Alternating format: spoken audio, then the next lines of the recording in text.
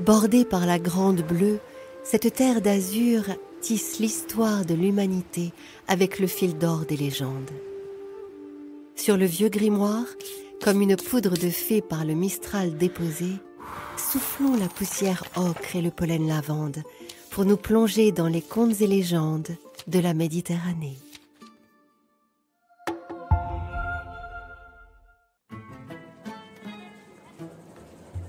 Il était une fois 2 familles de paysans qui vivaient comme une seule sur le versant méditerranéen du mont Liban. 2 maisons mitoyennes accrochées l'une à l'autre sur une terre unique, décloisonnée par le temps et surtout par l'amitié. La première maisonnée n'avait qu'un enfant, une fille, prénommée Nour.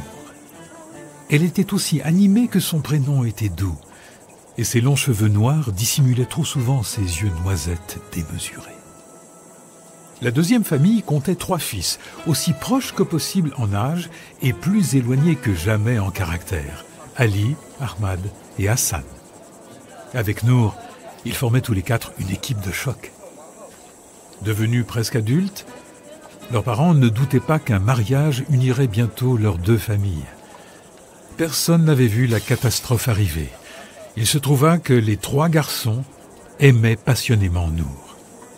Mais la voilà qui arrive. Laissons-lui nous raconter son histoire. Nos 2 pères étaient sincèrement peinés d'observer la compétition grandir entre mes 3 amis. Il était hors de question pour eux d'accorder leur préférence à l'un plutôt qu'aux autres. Croyez-vous que l'on aurait eu l'idée de me demander mon avis?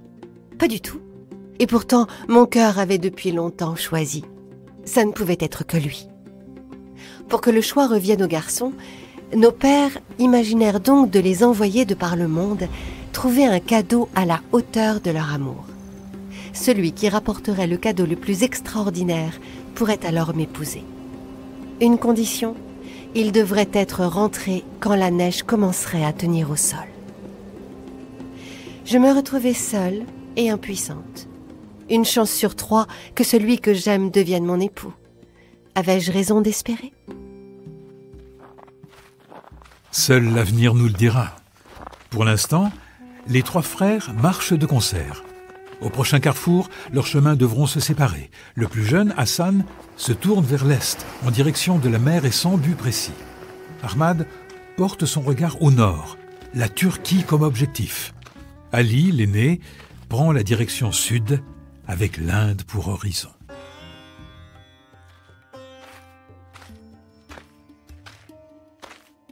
Les jours deviennent des mois, et Ali marche toujours. Entre les montagnes escarpées, les plaines fertiles et les déserts arides, des villes pleines de vie et de bruit. Voici enfin Bisnagar, la capitale du royaume de Karnat en Inde. Au milieu d'une foule dense et bruyante, au cœur d'une explosion de couleurs et de parfums, un crieur attire l'attention d'Ali. 30 pièces pour le tapis de la reine de Saba. De soie verte et brodée d'argent, le tapis a dû un jour être très beau. Ali interpelle le crieur. 30 pièces pour cette vieille carpette? C'est du vol, l'ami. Le marchand répond alors à voix basse. Oui, sauf si ce vieux tapis te permet justement de voler. Un tapis volant, vraiment, s'étonne Ali. Oui, mais tu dois me croire sur parole. Hors de question que tu prennes ton envol devant tout le monde. Et Ali, qui voyait là sa seule chance de rentrer chez lui à temps, et avec un cadeau à la hauteur de son amour, décida de faire confiance au marchand. De son côté, Ahmad s'est rapidement joint à une joyeuse caravane de quelques 40 voyageurs montés à dos de chameaux. Après quelques semaines de voyage le long de la côte méditerranéenne, il arrive à Antalya, en Turquie. Ses eaux turquoises et ses 1000 jardins enchanteurs valent bien qu'on s'y arrête quelques jours, voire quelques semaines. Ahmad se laisse facilement gagner par la douceur de vivre de cette riviera turque. Chaque jour à l'aube, il commence sa quête des mystères de la ville par une visite à l'intrigante tour d'Iderlik. Du sommet de l'édifice de briques rouges, il porte son regard au loin, vers son pays, le Liban, comme s'il pouvait voir Nour par-delà la Grande Bleue. Ce matin-là, un drôle d'individu semble l'attendre. Il respire l'autorité et la sagesse d'un scientifique. Sans dire un mot, l'homme lui tend un drôle de tuyau fait de bois et de cuivre, ouvert d'un côté et fermé de l'autre par une demi-lune, en verre très épais. Ahmad, ennuyé, l'air presque idiot, accepte malgré lui cet étrange présent. Merci beaucoup, c'est très... D'un ton sans réplique, l'homme de science lui ordonne « Colle-la contre ton œil et regarde au loin. Tu vois, t'as bien aimé maintenant. » On a beaucoup parlé des deux premiers frères. Est-ce qu'on pourrait parler d'Hassan maintenant ? Ah oui, j'y viens. Hassan, le plus jeune, croyait rejoindre la mer, mais son voyage allait s'arrêter bien plus tôt que prévu. Après quelques heures de marche, perdu dans ses pensées, il entend des gémissements plaintifs. Derrière les cèdres touffus qui bordent le chemin, il découvre une trouée de ciel bleu, des citronniers jaunes d'or à perte de vue et un vieillard qui pleure. Durant des jours, qui deviendront des mois, Hassan partagera la peine, la solitude et le travail titanesque du vieil homme, dans ce paradis devenu infernal depuis le départ de ses fils bien-aimés. Tailler les centaines d'arbres, les arroser et les soigner souvent, et puis cueillir, conserver, transformer, vendre les flots de fruits dorés. Au sein du jardin d'Éden, Hassan ne vit pas le temps passé. Le temps tournait à la neige et il était temps pour lui de rentrer. Mais il n'avait rien à rapporter. Le vieil homme lui dit « Je n'ai rien qui soit à la hauteur de mon amitié pour toi. Mais prends ce citron et emporte ce dicton que l'on disait chez moi. Quand la vie ne te donne que des citrons trop acides ou amers, à toi d'essayer d'en faire une citronnade. »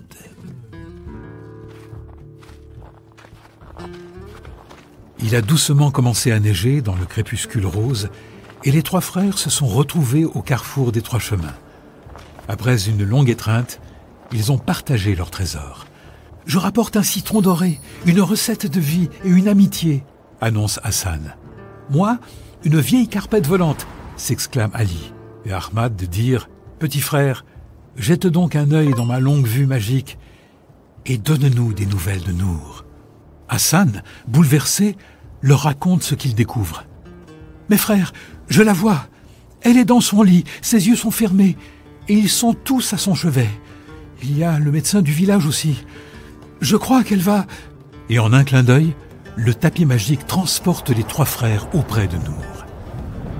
Ali tente de la réveiller. « Nour, ouvre les yeux.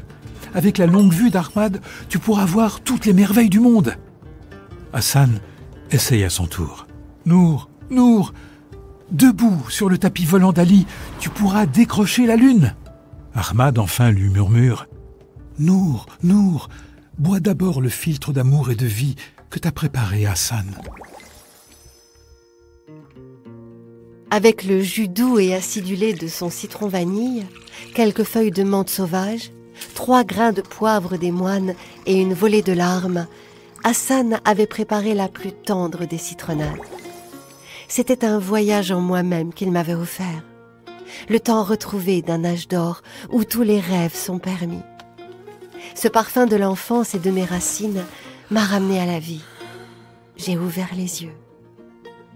À peine réveillée et encore tout échevelée, j'ai lu dans leur regard la grande question.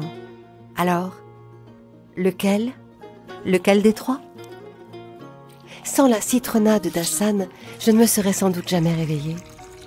Sans le tapis d'Ali, mes 3 amis ne seraient jamais arrivés à temps. Sans la longue vue d'Ahmad, ils n'auraient jamais su que j'avais besoin d'eux. C'est là que mon père est intervenu. « Ma fille, ces 3 jeunes hommes méritent une réponse. Tout se joue maintenant entre Ali et Ahmad, puisque Hassan n'a plus rien à t'offrir. » Ma mère, ayant perçu mon tressaillement, s'est empressée de répondre « Laisse-lui le dernier mot et 7 jours. Tu veux bien ?» Vous l'avez peut-être deviné. J'aime Ali et Ahmad comme des frères, mais c'est pour Hassan que mon cœur bat. Or, pour mon plus grand malheur, il est le seul à n'avoir plus rien à m'offrir. Comment faire pour qu'aux yeux du monde comme aux miens, il apparaisse comme le plus digne de mon amour?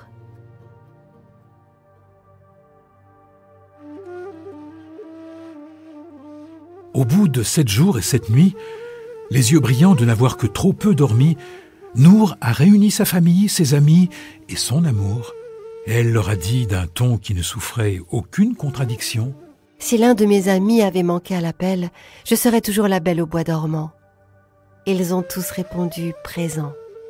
Mais mon amour est celui qui a le plus donné, celui qui a le plus perdu, et à qui il ne reste plus rien, pas même un citron. C'est à Hassan que je veux lier ma vie. Et ils vécurent heureux et eurent beaucoup d'enfants. Heureux jusqu'à la nuit des temps, oui.